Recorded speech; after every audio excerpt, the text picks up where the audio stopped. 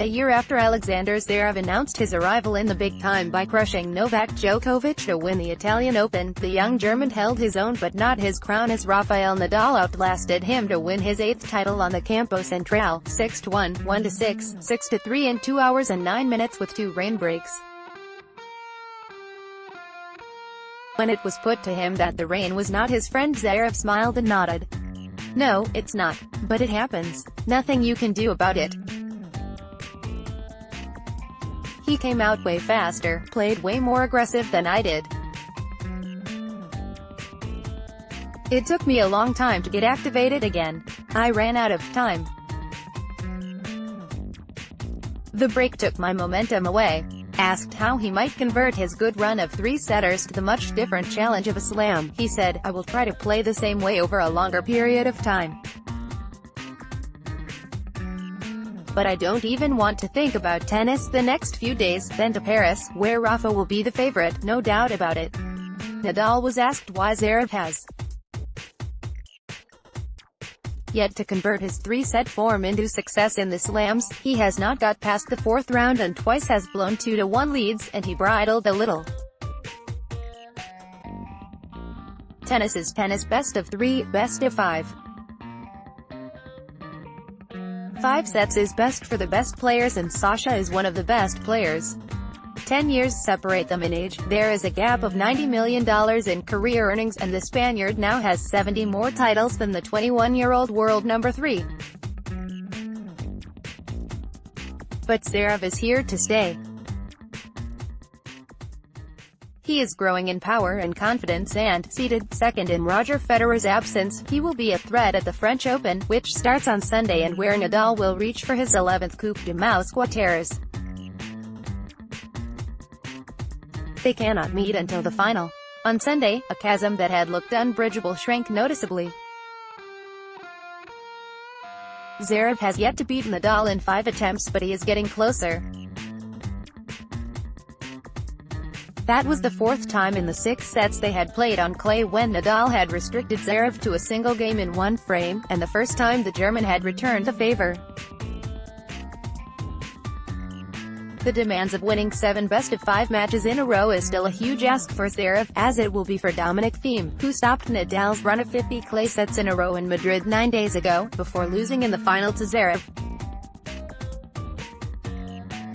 Rival most likely to stop Nadal at Roland Garros could still be the man he has played 51 times over 12 years, and whom he beat for the 25th time in the semi-final on Saturday.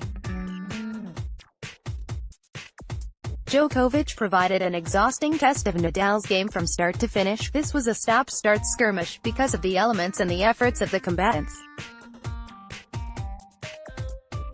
The sharpness the German showed in pushing Kyle Edmund deep and wide in their close third-round battle was not quite there in the early exchanges.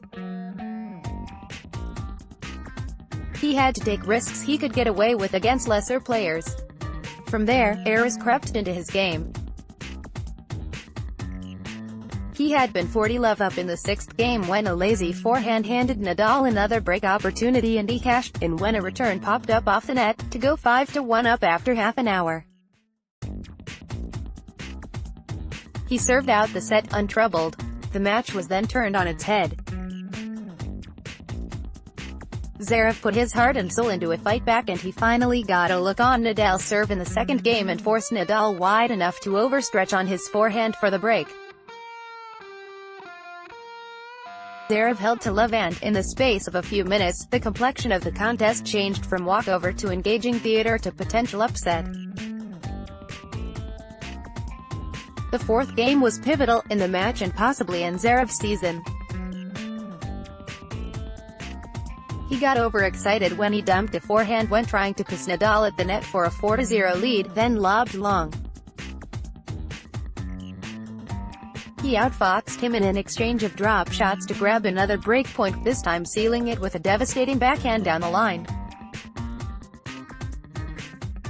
His fist pumped to his box screamed defiance and resolve. The match was taking on an eerie familiarity for Nadal. In Buenos Aires 13 years ago, he beat Gaston Gaudio 0-6, 6-0, 6-1. There would be no biggle. Nobody has done that to him since Roger Federer in Hamburg 9 years ago, but he could not stop Zverev wrapping up the set 6-1 with another unreachable backhand. Zverev played a drop shot to engineer the break at the start of the final frame, and, as the rain arrived, he held for 2-0. The gathering, including most of Nadal's family, took in a gasp of warm, moist air. For Zverev, impatient to finish the job, a 22-minute pause to let the showers pass was a minor irritant. For Nadal, it allowed him time to regroup, and when they resumed ever so briefly in a light drizzle, he held for 2-3. Again, the rain held up the royal progress. Nadal was asking the more searching questions. His whipped forehand was down from a tournament average of 193 km/h to 167 km/h, yet he still bossed the important exchanges with angles and timing. Trailing in the serving cycle, Zverev struggled to control his temperament and his opponent. Another attacking lob drifted long, and Nadal finished the job with a backhand drop shot that not even the fleet-footed Zverev could reach.